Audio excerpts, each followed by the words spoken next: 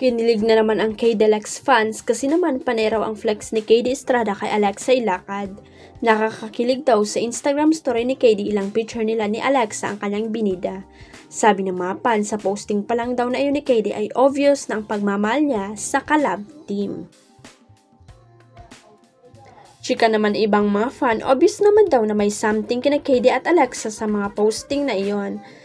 Sana nga raw ay umamin na soon ang dalawa tungkol sa pinagdududahang relasyon nila. May ganun talaga. Anyway, tiyak naman na ikatutuwa ng mga K-Deluxe fan kung sakaling may pag-amin na ang gagawin sina KD at Alexa. Obvious naman daw kasi sa kanilang mga kilos na mahal nila ang isa't isa. May dagdag na karera ang kapuso heartthrob na si David Licauco sa mundo ng showbiz. Matapos siyang sumikat bilang magaling na aktor sa ilang hit series katulad ng Maria Clara at Ibarra at Pulang Araw, isa na rin siyang recording artist.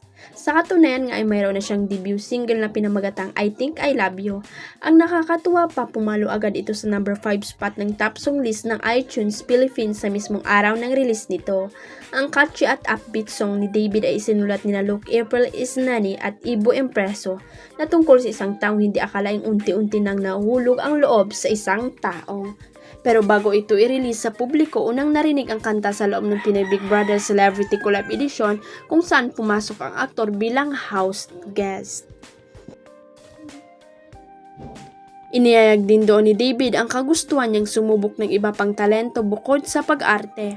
I really just wanted to try everything in showbiz and in life. One of those is releasing a song. This is for the people who admire someone but have not yet said what they feel, sabi ni David. Habang nasa loob ng bahay ni Kuya, pinangunahan din ni David ang isang task kung saan hinati niya ang mga housemates sa dalawang grupo, ang Team Kapamilya at Team Kapuso, para gumawa ng dance choreography gamit ang kanyang kanta. Ang naging leader ng Team Kapuso ay si Will Ashley habang Zisner naman ang namuno sa Team Kapamilya. Sa huli, ang pinili ni David na manalo ay ang Team Kapamilya dahil sa kanilang synchronized at well thought out na performance. Huwag kalimutang i-click ang subscribe button at i-ring ang notification bell para sa latest at legit chika updates.